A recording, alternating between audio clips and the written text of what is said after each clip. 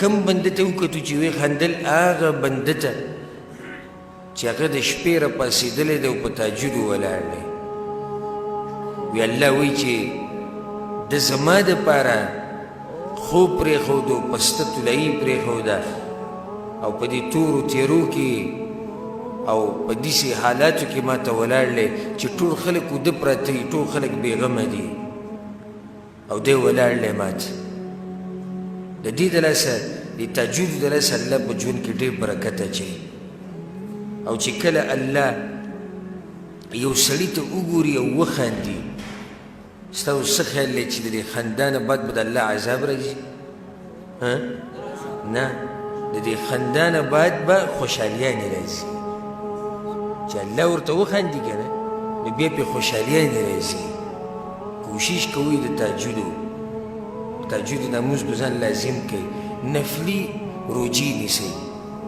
زموږ په دې پښتنو کې دا غټ مشکل دی دوی د دې روجو سره نه دي عادت صحیح ده چې په دې کې تکړه دي چې د نورو قومونو په نسبت زموږ په دې ملک کې پښتانه فرضي روجې ډېرې په شوق او ذوق سره نیسي خو روجې نفلي په دې کې موږ ډېره لویه کوتاهي کوو ډېره لویه کوتاهي په موږ کې به ډېر لږ خلک وي چې هغه به د پیر او د جمعرات د ورځې روجې نیسي په موږ کې به ډېر لږ خلک وي چې هغه به په میاشت کې د 3 ورځې روجې نیسي کم سے کم د الله بندګانو کو په دې هفته کې د 2 روجې نشئ نیوی او دا درته ګرانه ده نو په دې میاشت کې خو 3 ورځې روجې نیسئ که نه سحر نه د ماښامه پورې ته د دنیا دپاره منډې وهئ د جیدادو د بچو دپاره نو د الله دپاره ته په پوره میاشت کې په 10 ورځو کې 3 ورځې روجه او دا روجه هم صرف د ورځې د یو څو ګنټو دپاره ده ته نشي او یوه نیکي په څو ده په لس تا چې 3 ورځې روجې ونیوې لکه تا چې میاشت روجې ونیوې او بیا په دې ترتیب باندې ځه څومره اسان دی د خوشحالي حاصلول د حقیقي مجد او استقامت الله په قرآن کې هم دا خبره کړې چې چا نیک عمل وکړو ښایسته عمل یې وکړو د پیغمبر صلی الله علیه وسلم په طریقې وکړو من ذکر او انثى که سړی دی او که زنانه ده وهو مؤمن او دا سړی موحدي توحیدي برابري فلنحيينه حياة طيبة الله وی زه به له حیات طیبه ورکوم حیات طیبه معنی ده الله وی زه به له ښایسته او پاک ژوند ورکوم پاک ژوند معنی د خوشحالو ژوند الله وی زه به له ورکوم چې کله تاسو نیکو اعمالو له زور ورکوئ دا روجې به انشاءالله شروع کوئ او که نه اواز ډېر ورو راغی شروع کوئ به که نه 3 روجې نیسه اگر که زه هم چې په دې هفته کې د 2 روجې هم ګرانې نه وي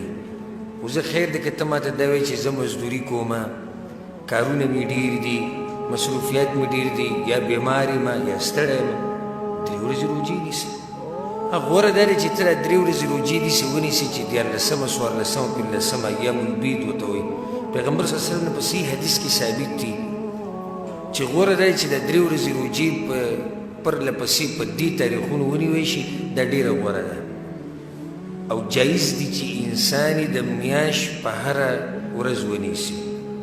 نو که ته ډېر هم کمزوری ډېر هم کمزوری او زما په شان یې زه هم ډېر کمزوری یم د الله یو کمزوری بنده یم خو دا د دې ملګرو په ما باندې حسن ظن دی او ښه ګمان دی الله دې ما دغه شان کي بلکې الله مې دې د هغې نه هم زیات کړي څنګه چې تاسو په ما باندې ګمان کوئ او الله دې دې محبت د لاسه موږ د عرش په سوري کې ودرئ ما خبره دا کوله که ډېر کمزوری او زموږ په شان کمزوری بندی او کله یو بانه او کله بله بانه یو په 10 ورځو کې یو روجه نیسه 10 ورځو کې یو روجه داسې هېڅ ګران نه دي یو ورځ به داسې لازم راځي چې یا د چوټۍ ورځ ده یا مثال کې بل داسې ستا ورځ ده چې کار پکې ستا نشتي مصروفیات نشتي تا ته پته ده چې زما هېڅ نشته روجه ونیسه روجې نیول کم ګران کار دی دغه شان عباداتو له زور ډېر ورکول د الله ذکر له زور ډېر ورکول خوشحالي ټولو د الله په ذکر کې پرته ده الله سبحانه وتعالی یادول زه به د قسم خورم د الله په کور کې چې کله م دا اذکار د سحر او د ماښام دا په مخه وي او د فرض مانځه نه بعد چې کوم اذکار دي هغه م وي او عام چې کوم اذکار شریعت کې راغلي دي هغه م وي الله به دله دا ژوند د ناشنا خوشحالونه ډک کړي او ګوره د ژوند خوشحالي دا نه ده تاسو دا سوچونه کې چې الله به د خوشحالونه ډک کړي مته وایي چې الله به ما سم مالداره کړي ما نه به کروڑپتي او لکپتي جوړ کړي نه خوشحالي دا نه ده ګورئ خوشحالي اصل د زړه خوشحالي ده الله دې موږ ته د زړه خوشحالي نصیب کړي ګوره داسې ډېر خلک دي چې هغه کروڑپتیان لکپتیان دي او خوشحاله نه دي داسې ده که نه ده داسې ډېر دي چې بچي شتي ښځې ډېرې دي جیداد یې ډېر دی ښه زورور دي ښه ښایسته دي خوشحالي نشتي خوشحالي دې ته نه وایي ګورې خوشحالي انشراح الصدر چې الله ستا د سینه پراخه کړي او د زړه دې له الله خوشحاله کړي دې ته خوشحالي وایي چې کله تا د الله ذکر کوو الله به دله دغه خوشحالي درکړي الذين آمنوا وتطمئن قلوبهم بذكر الله ألا بذكر الله تطمئن القلوب زړونه مطمئن کېږي په څه باندې د الله په ذکر سره ألا بذكر الله تطمئن القلوب الله په یادولو سره زړه ته ډېر سکون رسي کله انسان ته یو غټه حادثه راشي او دا زړه ټک کوي چوي او دا زړه دې مرۍ ته راورسي او چې کله دا تندی الله ته په ځمکه کېږي او سجده ولګوي د دنیا دا ټول غمونه به ځنې هېر شي ځکه ګوره پیغمبر صلی الله علیه وسلم به څه کول چې کله به پې سخته راله نو بلال رضی الله عنه ته به یې څه ووي ارحنا بها یا بلال بلاله وایي دا مونځ ودروه چې دا مونځ وکړو چې دا زړه م لږ په سکون شي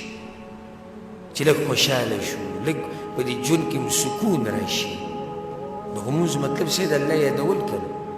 الا بذکر الله تطمئن القلوب یو سړی دی د الله د ذکر نه غافلی یو سړی دی د الله د یادولو نه غافلی او د ده په ژوند کې د خوشحالي راشي دا زه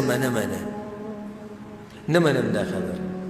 ځکه چې الله دا خبره موږ ته بیان کړې ده چې نشي راتلی خوشحالي او د الله په خبره کې څه شک نشته څه وایي الله ومن اعرض عن ذکري چا چې مخ واړو زما د ذکر نه زما د دین نه زما د یادولو نه یو سړی دی ټول ژوند په دنیا کې دی دنیا کې دی مطلب دی په دنیا پسې په منډو کې دی ومن اعرض عن ذکري يلا نسبكي فإن له معيشة ضنكا الله إذا غمون ندك جون ونوركوما فإن له معيشة ضنكا ونحشره يوم القيامة أعمى الله يرباب يسوم د قیامت پورې زړون وجه دا و چې دی په دنیا کې وړونو د الله د دین نه د الله دین نه لیدو د قرآن نه غافله و د حدیثو نه غافله و د ذکر و اذکارو نه غافله و الله راپاسه و په آخرت کې وړون ونحشره یوم القیامة اعمى قال رب لم حشرتني اعمى وقد كنت بصيرا یالله زه دې ولې وړون راپاس وړم زه خر وګورم وټومه په دنیا کې خو زما سترګې لګېدې الله ورته وایي کذلک اتتک آیاتنا تا ته وایي درغلي آیتونه زما دین زما درغلی و فنسیتها تا هغه دین یې هېر کړو زه دې هېر کړم اذکار دې هېر کړو زما سره رابطه دې هېره کړه هغه دین دې شاته ګذار کو نن موږ ته هېر کړی